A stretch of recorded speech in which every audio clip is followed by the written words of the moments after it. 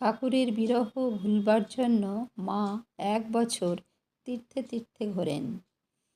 সঙ্গে ছিলেন গোলাপ মা, লক্ষ্মী দেবী, মাস্টার মহাশয়ের স্ত্রী এবং স্বামী যোগানন্দজি, অভেদানন্দজি ও অদ্ভুতানন্দজি।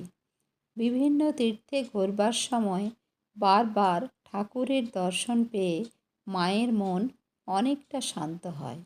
তারপর ফিরে এসে কামারপুকুরেও মা ঠাকুরের দর্শন পান।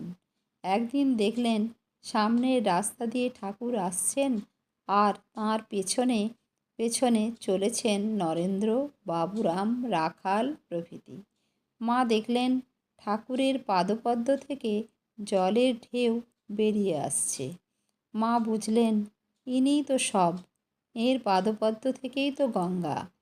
মুঠো মুঠো জবা ফুল ছিঁড়ে মা সেই গঙ্গায় পুষ্পাঞ্জলি দিতে লাগলেন। শেষে ঠাকুর নরেন্দ্রের দেহে মিলিয়ে গেলেন। ঠাকুর সেদিনও মাকে বলেছিলেন, তুমি হাতের বালা ফেলো না। বৈষ্ণবতন্ত্র জানো তো?